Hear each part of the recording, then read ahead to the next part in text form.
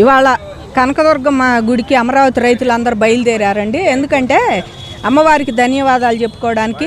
అదే టైంలో అంబులి మనోజ్ గారు ఇవాళ అందరికి సన్మానం చేశారు. ఆయన గతంలో మా ఊళ్ళల్లో కూడా చేశారు, కాళ్ళు కడిగి దంపతులకి అందరికీ కూడా. మరి అమరావతికి సహాయం జీవం పోద్దాం, 116 చేద్దాం అనే కాన్సెప్ట్తో అమ్మాయి ఎంతైనా పోజేసి మళ్ళీ అంబాసిడర్ కాబట్టి బాబు గారికి ఇవ్వాలి, మరి 100 కోట్లు టార్గెట్ పెట్టుకుంది, బాబు గారికి ఇవ్వాలి తప్పకుండా ఇలా అని చెప్పి తన సందేశం కానీ తన మంచి కార్యక్రమం చేపట్టిందండి. ఇలాంటి కార్యక్రమాన్ని స్ఫూర్తిగా తీసుకోవాలి చాలామంది పిల్లలు. వాళ్ళ తల్లిదండ్రులు మాకేమి ఇచ్చారు అనకుండా మనమేమి ఇస్తున్నాం రాష్ట్రానికి కానీ తల్లిదండ్రులు కానీ పేరు ఇవాళ వాళ్ళ పలానాళ్ళ అమ్మాయి అంటే అంత గ్రేట్గా ఫీల్ అవుతున్నారు.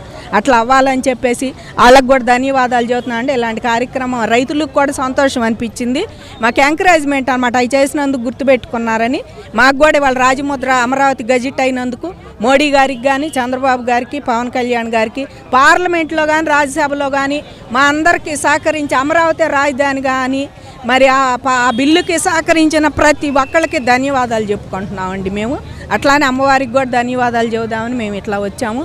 జై అమరావతి, జై ఆంధ్రప్రదేశ్. నా పేరు డాక్టర్ మనోజ్, మాది ముదినేపల్లి సార్. నేను అమరావతి అంబాసిడర్ అంబుల వైష్ణవి తండ్రిని సార్. పాప కాలేజీలో ఉండడం వల్ల ఇక్కడికి రాలేకపోయింది. ఈరోజు అమరావతికి భూములు ఇచ్చిన రైతులందరూ వారు త్యాగాలు చేసి వారు అమ్మవారికి మొక్కు తీర్చుకోవడానికి ఈ కనకదుర్గ గుడికి రావడం జరిగింది. వారందరికీ సంఘీభావం తెలుపుతూ మేము వాళ్ళకి పాదపూజ చేసి వాళ్ళని అభిమానిస్తూ అమ్మవారి వల్ల మన రాష్ట్రం బాగుండాలి, మనం ప్రత్యేక రాష్ట్రం కట్టుకున్నాం, దానికి సంతోషంగా ఉండాలి. దీనికి కేంద్ర ప్రభుత్వము మరి మిగిలిన అందరూ సహాయం చేశారు. దీనికి అందరూ సహాయం చేసినందుకు మన రాష్ట్రం ముందుకెళ్తుంది.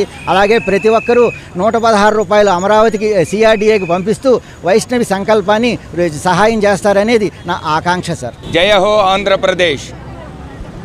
అమరావతి రాజధానికి చట్టబద్ధత అనగా పార్లమెంటులో ఆంధ్రప్రదేశ్ పునర్విభజన చట్టం 2026 సవరణ బిల్లుకి పార్లమెంటు దేశంలో ఉన్న అన్ని రాజకీయ పక్షాలు ఒక్క వైసీపీ మినహా అన్ని రాజకీయ పక్షాలు ముక్త కంఠంతో ఏకగ్రీవంగా ఆమోదించిన శుభ సందర్భంలో అమరావతి ఆంధ్రప్రదేశ్కు రాజధానిగా ఒక శాశ్వతమైనటువంటి రాజధానిగా ఉండబోతున్నటువంటి ఈ శుభతరుణంలో ఏదైతే మాకు కష్టం వచ్చినా, ఆపదొచ్చినా, దుఃఖం వచ్చినా, మనోవేదన వచ్చినా ఆ ముగ్గురమ్మల మూలపటం అయినటువంటి కనకదుర్గమ్మ తల్లికి మా మొరను ఆలకింపజేసి ఉపశమనం పొందటం, అదేవిధంగా ఆ ఉపశమనం వచ్చిన తర్వాత అంటే విజయం దక్కిన తర్వాత లేకపోతే ఆ బాధ నుండి విముక్తి అయిన తర్వాత మళ్ళీ ఆ అమ్మవారిని దర్శించి మా మొక్కులను తీర్చుకోవటం ఇక్కడ జరుగుతున్నటువంటి ఆనవాయితీ.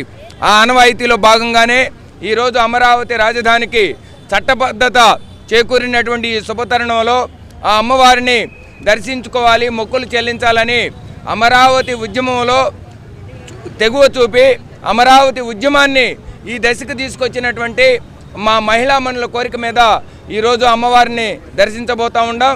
తప్పకుండా ఆ అమ్మవారిని దర్శించి ఆమెకి మొక్కులు చెల్లించి ఈ యొక్క రాజధానిని అంతర్జాతీయ స్థాయిలో అభివృద్ధి చెందే విధంగా, అదేవిధంగా ఈ యొక్క రాజధాని ఫలాలు 5.5 కోట్ల ఆంధ్రులకు అందే విధంగా, ఈ రాష్ట్రం సర్వతోముఖాభివృద్ధికి చెందే విధంగా, దానికి సహకరిస్తున్నటువంటి కూటమి ప్రభుత్వం చల్లగా ఉండే విధంగా ఈ యొక్క దీవించమని ఆ అమ్మవారిని కోరబోతూ ఉన్నాం.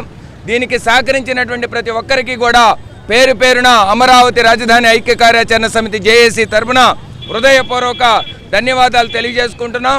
ఎందుకంటే మరీ ముఖ్యంగా ఈ అమరావతి ఆవిష్కర్త అయినటువంటి నారా చంద్రబాబు నాయుడు గారు, అదేవిధంగా భారత ప్రధాని నరేంద్ర మోడీ గారు, హోంశాఖ మంత్రులు అమిత్ షా గారు, మన రాష్ట్ర ఉప ముఖ్యమంత్రి పవన్ కళ్యాణ్ గారు, యువనేత నారా లోకేష్ గారు, వీరందరి యొక్క సమిష్టి కృషి ఫలితంగానే ఈరోజు అమరావతి రాజధానికి ఒక శాశ్వతమైన రాజధానిగా ఒక చట్టబద్ధతని కల్పించబడింది.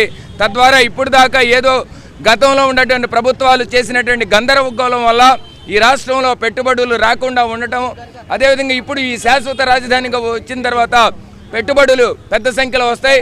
ఎప్పుడైతే రాష్ట్రంలోకి పెట్టుబడులు వరదలాగా ప్రవాహం జరిగిద్దో ఇక్కడ అభివృద్ధి కూడా జరుగుతుంది.